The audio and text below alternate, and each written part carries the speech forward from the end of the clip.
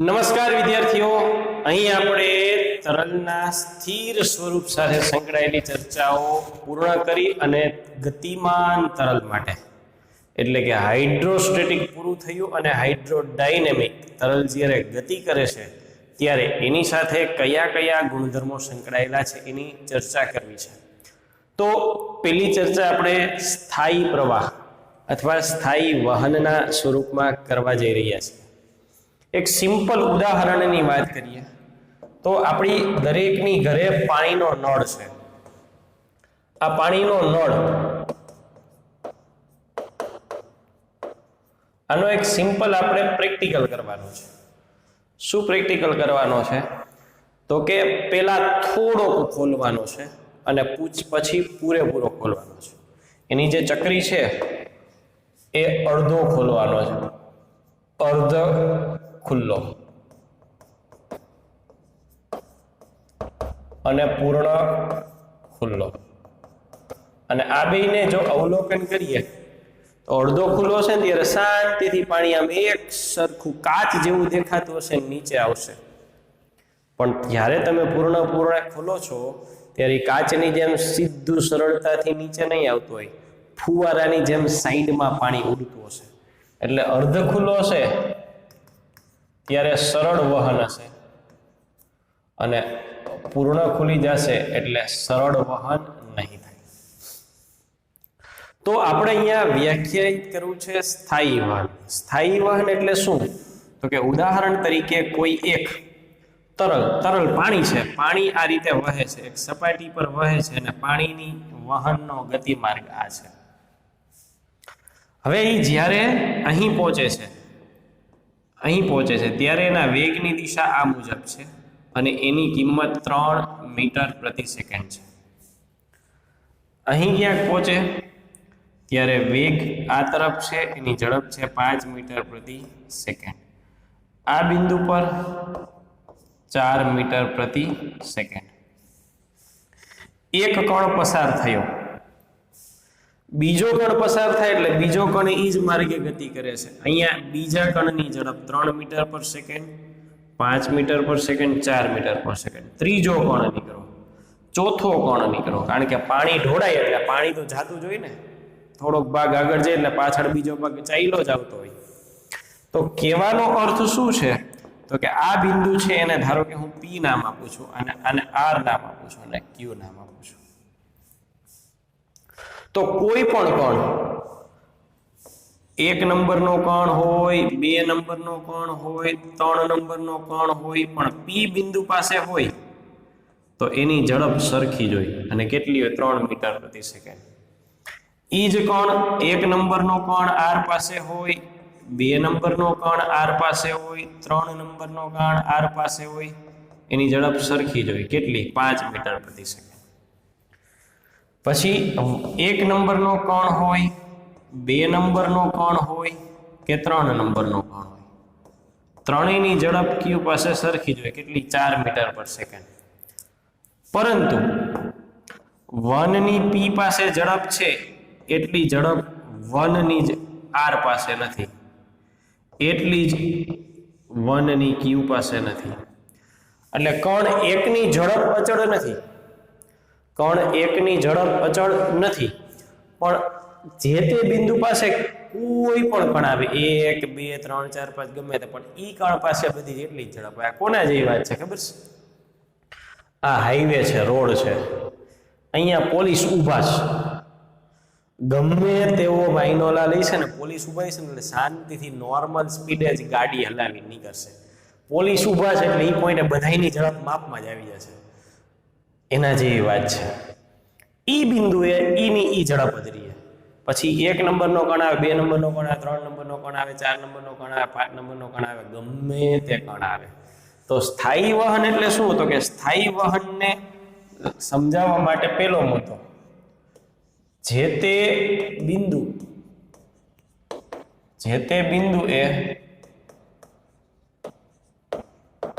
ઝડપ સમાન. જે તે બિંદુ P પાસે કોઈ પણ કણ એની ઝડપ એક સરખી હોય, R પાસે કોઈ પણ કણ હોય એની ઝડપ સરખી હોય, Q પાસે કોઈ પણ કણ હોય એની ઝડપ સરખી હોય. બીજું અલગ અલગ બિંદુ પાસે ઝડપ અસમાન. બિંદુ બદલી જાય, પી ની બદલે આર આવી જાય, આર ની બદલે ક્યુ આવી જોઈએ. તો એ જુદા જુદા બિંદુ કોણ એકની ઝડપ પી પાસે 3 છે, કોણ એકની ઝડપ આર પાસે 5 છે, કોણ ક્યુ ની ઝડપ કોણ 1 ની ઝડપ ક્યુ પાસે 4 છે. તો જુદા જુદા બિંદુએ ઝડપ જુદી જુદી, પણ એક જ બિંદુ પાસે કોઈ પણ કોણ આવે એની ઝડપ સરખી હોય તો એને કહેવામાં આવે છે સ્થાયી પ્રવાહ, સ્ટેડી ફ્લો. તો આ થઈ સ્થાયી પ્રવાહની વ્યાખ્યા. હવે જો એમાં પણ આવું કરવામાં આવે, જો આ શરત છે એ બહુ અગત્યની છે, ટેક્સ્ટબુક નું વર્ણન છે એમાં કદાચ થોડી તકલીફ પડે એટલે આને મેં આંકડાકીય ઉદાહરણમાં ફેરવી નાખ્યું છે. જો આ સરખું નહોતું ને, ઈ સરખું થઈ જાય, 1 ની ઝડપ કોઈ પણ બિંદુ પાસે અચળ રહે તો આ જ સ્થાયી પ્રવાહને કહેવાય ધારારેખી પ્રવાહ. અર્થાત સમગ્ર તરલ, આખું તરલ એક જ સરખી આદર્શ સ્થિતિ થઈ ગયો, એક જ સરખી ઝડપથી ગતિ કરે તો એને કહેવાય ધારારેખી વહન. ને ધારારેખી વહન હોય ને તો અહીંયા 3 વેગ 3 હોય, અહીંયા 3 હોય અને અહીંયા પણ વેગ 3 જ હશે. દરેક બિંદુએ જે તે કણનો વેગ છે એ સરખો જ હોય તો એને ધારારેખી વહન કહેવાય. એમાં જે બીજી આકૃતિ દોરી છે એને આપણે અહીંયા દર્શાવીએ એટલે વધારે સરળતાથી લખી શકીએ. તો ધારારેખી વહનો એટલે દરેક કણનો વેગ સરખો હોય. ઉદાહરણ તરીકે એક કણનો ગતિપથ છે, આ બીજા કણનો ગતિપથ છે, આ ત્રીજા કણનો ગતિપથ છે, અને એમાં સમજૂતી માટે જુદા જુદા સ્થાનો લીધા છે. આ જે સ્થાન છે ત્યાં પી નામ આપ્યું છે, આ જે સ્થાન છે ત્યાં ક્યુ નામ આર નામ આપ્યું છે, અને આ જે સ્થાન છે એને નામ આપ્યું છે ક્યુ. પણ કોઈ પણ બિંદુએ આ રીતે વેગ મળે, આ રીતે ગતિ થતી હશે. અને આ વહન થતું હોય તો એની ખાસિયત શું? તો કે એની ખાસિયત એ કે જો બધી રેખાઓ અહીંયા થોડીક ત્રાસી છે પણ ઓલમોસ્ટ ધારા રેખાઓ છે, પ્રવાહ રેખાઓ છે એ સમાંતર ગોઠવાયેલી હોય, ઓલમોસ્ટ સમાંતર હોય. પછી બીજું તો કે એનો ગતિમાર્ગ દોરો ને તો એનો ગતિમાર્ગ ક્યારેય એકબીજાને છેદે નહીં. પ્રશ્ન થાય શા માટે ન છેદે? ઉદાહરણ તરીકે આ બિંદુ પાસે 2 ગતિમાર્ગ ભેગા થયા, એક આ અને આ એક આ. તો આપણે શું કીધું? બધાય બિંદુએ આ અચળ રહેવું જોઈએ. તો અહીંયા 2 દિશા મળી ને, એક જ કણ માટે 2 દિશા મળી, દિશા 1 અને દિશા 2. હવે વેગને માત્ર એક જ દિશા હોય, 2 ન હોઈ શકે, એટલે ક્યારેય એ એકબીજાને છેદે નહીં. તો સ્થાયી પ્રવાહમાં જો બધી જગ્યાએ વેગ સરખો હોય તો એ ધારારેખી પ્રવાહ કહેવાય. અને એનો જે ગતિપથ દોર્યો છે ને, આ ગતિપથ, એને કહેવામાં આવે છે ધારારેખા.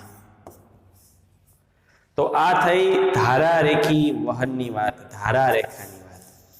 હવે આપણે આની આ આકૃતિ સાથે થોડી ચર્ચા આગળ વધારવી છે. નેક્સ્ટ બીજા પોઈન્ટ ઉપર આવીએ. આના ટોપિકનો બીજો પોઈન્ટ શું છે? બીજા પોઈન્ટમાં આપણે એક અવલોકન કરવું છે. આપણે એવું કીધું કે દરેક બિંદુએ વેગ સરખો છે, દરેક બિંદુએ વેગ સરખો છે. આનો સીધો અર્થ એવો થાય કે જેટલું દળ અહીંથી દાખલ થાય છે ને એટલું બધું જ દળ અહીંથી બહાર નીકળી જાય છે. અહીંથી જેટલો જથ્થો અંદર દાખલ થશે એટલો અહીંથી બહાર નીકળી જશે. તો કેટલો જથ્થો દાખલ થાય? એટલે અહીંયા આપણે ધારીએ કે ક્ષેત્રફળ શું હોઈ શકે? તો કે આ બિંદુ છે પી બિંદુ, ત્યાં જે વિભાગ છે એનું ક્ષેત્રફળ હું કહી દઉં AP. આ જે વિભાગ છે એનું ક્ષેત્રફળ કહી દઉં AR. આ જે વિભાગ છે એનું ક્ષેત્રફળ કહી દઉં AQ. તો આપણે આના મદદથી પહેલા તો દળ શોધીએ. દળ કેટલું દળ પસાર થાય તો કે ઘનતા ઇઝ ઇક્વલ ટુ દળના છેદમાં કદ. તો દળ ઇઝ ઇક્વલ ટુ ઘનતા ગુણ્યા કદ. ઘનતા કદ તરીકે ક્ષેત્રફળ, ક્ષેત્રફળ ગુણ્યા અંતર એલ, ક્ષેત્રફળ ગુણ્યા અંતર એલ, એલ અંતર જેટલું થાય. હવે ધારો કે અહીંયા જે પ્રવાહી દાખલ થયું છે એ અહીંયા સુધી પહોંચ્યું છે. કેટલા સમયમાં તો કે ડેલ્ટા ટી સમયમાં. અને ત્યાં ઝડપ કેટલી છે તો કે વીપી. કેટલી ઝડપ છે વીપી. તો આનું સાદુરૂપ હજી આગળ શું ચલાવી શકાય તો કે આના સાદુરૂપ તરીકે હું અહીંયા લખી નાખું રો એ લંબાઈ એટલે વેગ ગુણ્યા સમય વી ડેલ્ટા ટી. હવે આજે આપણને સાદુરૂપ મળ્યું છે એનો આપણે ઉપયોગ કરી અને પરિણામને આગળ વધારવું છે. તો જેટલું દળ પી પાસે અંદર દાખલ થાય છે એટલું જ આર પાસે બહાર નીકળે છે. એટલે આમ તો એવું કહી શકાય કે પી પાસે જેટલું દળ પસાર થાય છે એટલું જ આર પાસે થશે, એટલું જ ક્યુ પાસે થશે. પણ આપણે કોઈ પણ બેના સંદર્ભમાં આ વાત કરવી છે એટલે આપણે કોઈ પણ બેના સંદર્ભમાં વાત કરવી છે એટલે આપણે અહીંથી વાત કરીએ. ચાલો, તો આવા કેસમાં પહેલી વાત આપણે શું કરી તો કે એક સરખો સમય આપો. એક સરખો સમય તમે 5 મિનિટ માટે જુઓ છો તો અહીંથી જેટલું તમે દળ અંદર જવા દો એટલું દળ બહાર નીકળે. તો બે જગ્યાએ દળ સરખા, બે જગ્યાએ સમય સરખો. તો દળના છેદમાં સમય, આને કહેવાય દળ ફ્લક્સ. હવે દળ ફ્લક્સ કેટલું થાય તો કે જો એમ, આ એમ આ દળનું સમીકરણ છે, એને તમે ટી વડે ભાગી નાખો, સમય વડે ભાગી નાખો તો કેટલા થાય રો એ વી, રો એ વી. ચાલો, તરલની ઘનતા અચળ હોય, આડછેદ જે હોય એનો એજરી એમાં બદલાવ ન થાય, અને વી વેગ ધારારેખી વહન હોય એટલે વેગ અચળ હોય. અર્થાત રો એ વી દળ ફ્લક્સ કેવું હોય અચળ હોય. અહીંયા લખીએ rho AP, rho P AP VP delta T is equal to rho R A R V R delta T. સમય તો બે માટે સરખો આપેલો છે એટલે સમય કોમન કેન્સલ. હવે જે તરલને તમે અહીંથી દાખલ કરો છો એ જ તરલ અહીંથી નીકળે ને, અહીંથી પાણી નાખો ને અહીંથી પેટ્રોલ નીકળે ન નીકળે. પાણી નાખો તો પાણી જ નીકળે. અર્થાત જે ઘનતા છે એ જ બહાર નીકળશે, એ જ બહાર નીકળશે. એનો અર્થ એવો થયો કે ઘનતા બે માટે કેવી હોય સરખી, એટલે આઈ ગયા. તો બાકી શું વધ્યું કે AP into VP is equal to AR into VR. AP એટલે પી પાસેનું ક્ષેત્રફળ અને પી પાસે વેગ, AR VR એટલે આર પાસેનું ક્ષેત્રફળ અને આર પાસેનો વેગ. તો આ પરિણામ શું કહે છે તો કે તમે કોઈ પણ બિંદુ પાસે જાઓ, પરિપથમાંના કોઈ પણ બિંદુ પાસે જાઓ, એ બિંદુ પાસે આડછેદનું ક્ષેત્રફળ અને વેગ એનો ગુણાકાર કેવો હોય અચળ. અને અચળ ગુણાકારને કહેવામાં આવે છે સાતત્ય સમીકરણ. તો બીજો મુદ્દો આના પરથી લખવાની વાત આવે, જો આ શું હતું રો એ વી, રો એ વી એટલે દળના છેદમાં સમય એટલે દળ ફ્લક્સ, એ હંમેશા અચળ હોય. હવે આ જે સાદુરૂપ આગળ વધાર્યું એમાંથી રો નીકળી ગયું, માત્ર એ ઇન્ટુ વી બાકી રહ્યું. એ એટલે ક્ષેત્રફળ, એ એટલે ક્ષેત્રફળ, જોજો આનું અર્થઘટન જોજો. એ એટલે ક્ષેત્રફળ, વી વી એટલે વેગ, વેગ એટલે અંતરના છેદમાં સમય. તો ક્ષેત્રફળ ગુણ્યા લંબાઈ એટલે કદ ના છેદમાં સમય. તો કદ ના છેદમાં સમય હોય તો એને શું કહેવાય તો એને કહેવાય કદ ફ્લક્સ. અને કદ ફ્લક્સ પણ કેવું હોય અચળ હોય. બંને રીતે કહી શકાય, જેટલું દળ અહીંથી દાખલ થાય ને એટલું જ દળ અહીંથી બહાર નીકળી જાય, અથવા જેટલું કદ અહીંથી દાખલ થાય એટલું કદ અહીંથી બહાર નીકળી જાય. અહીંથી 5 લીટર, લીટર કદનો એકમ છે, 5 લીટર પાણી દાખલ કરો, અને ડોલ સમજી લ્યો ને, ડોલ ભરાયેલી છે, એમાં 5 લીટર પાણી અંદર નાખો તો બહાર કેટલું નીકળી જાય? 5 લીટર. 5 કિલો અંદર નાખો તો બહાર કેટલું નીકળે? 5 કિલો. એટલે એકમ સમયમાં જે પસાર થઈ દળ અથવા તો એકમ સમયમાં પસાર થતું કદ કેવું હોય છે? સરખું. એટલે એના પરથી જે સમીકરણ આવ્યું એ × v એટલે ક્ષેત્રફળ અને તે વિસ્તાર પાસેનો વેગ અચળ હોય છે. આને સમજવા માટે આપણે બે કિસ્સા લઈએ, બહુ અગત્યનો પાર્ટ છે. a × v અચળ, તો આ શું દર્શાવે? તો કે v = અચળના છેદમાં a, એટલે v ચલે છે 1/a. પાણીની નળી આડો અંગૂઠો રાખી દો એટલે પાણીને બહાર જવા માટેનું ક્ષેત્રફળ ઘટી જાય, છેદ ઘટી જાય, તો ગુણોત્તર વધી જાય, વેગ વધે છે ને. પિચકારી સ્ટ્રોંગલી એકદમ ફાસ્ટ બહાર આવે છે ને, અને હાથ કાઢી લ્યો, આંગળી હટાવી લ્યો, તો હવે પાણીને બહાર નીકળવાનો વિસ્તાર વધી ગયો, તો એના પ્રમાણમાં પાણી ધીમું પડી જાય છે.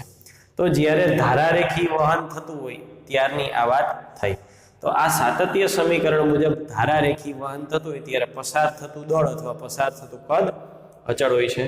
હવે આ ધારારેખી વહનનું એક સ્ટેપ આગળની વાત કરીએ એટલે પ્રક્ષુબ્ધ વહન.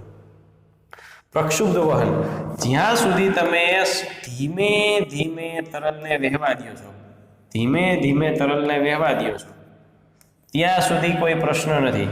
ત્યાં સુધી આ જે વહન છે એ કેવું છે? તો કે સ્થાયી છે, સરળ છે, અથવા ધારારેખી છે. પણ ઈ આગળ જાય અને તમે અહીંયા વચ્ચે એક પ્લેટ મૂકી દો જી, આડી એક પ્લેટ મૂકી દીધી, તો શું થાય છે? હવે જોઈ, તો અહીંયા સુધી એમનેમ જતું હતું, ધારારેખી જ હતું, સ્થિર જ હતું, સ્થાયી હતું. હવે તમે એને વચ્ચે રસ્તામાં આવી પ્લેટ મૂકી દીધી, તો શું થાય છે? તો કે તો આ ભાગ તો સીધો જ જશે, કઈ ઝાઝો ફરક નહીં પડે, આ ભાગ સીધો જ જશે. પણ અહીંથી આવું થશે. તમે ઘરે એવું કરી શકો, પાણીની ડોલ રેડો, પાણી વહેતું હોય, આડી હથેળી મૂકી દેવાની, આમ હથેળી મૂકશો ને એટલે આગળ પાણી જો આવા પ્રકાર આવશે.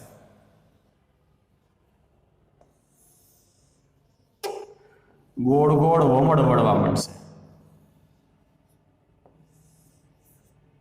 શું થશે? ગોળ ગોળ વમળ વળવા મળશે. આ જે પ્રકારે વર્તન થાય, વચ્ચે કઈ મૂકી દો, વચ્ચે કોઈ સપાટી મૂકી દે, એટલે હવે જે વર્તન થયું એ વર્તનને આને કહેવાય વમળયુક્ત, વમળો રચાણ. અને વમળયુક્ત એટલે બીજો શબ્દ છે પ્રક્ષુબ્ધ વહન. તો વમળયુક્ત અથવા પ્રક્ષુબ્ધ વહન વહે જ્યારે તમે કઈ વચ્ચે અડચણ મૂકો. આ જે સ્થિતિ છે એ આદર્શ સ્થિતિ છે. 100% સરળ, સ્થાયી અથવા ધારાવાહિક વહન શક્ય નથી. થોડીક પણ અડચણ આવશે એટલે દ્રવ્ય છે એ વમળયુક્ત અથવા પ્રક્ષુબ્ધ વહન દર્શાવશે. તો અહીંયા આપણે ધારારેખી વહન ટોપિકનું નામ હતું, પણ 3 પ્રકારો ભણ્યા. સ્થાયી વહન, એનો પેટા પ્રકાર એટલે ધારારેખી વહન, અને પ્રક્ષુબ્ધ વહન. સાથે સાથે અગત્યનો પાઠ આપણે જોયો સાતત્ય સમીકરણ. તો આ સાથે આ પોઈન્ટ અહીંયા પૂરો થાય છે. Thank you.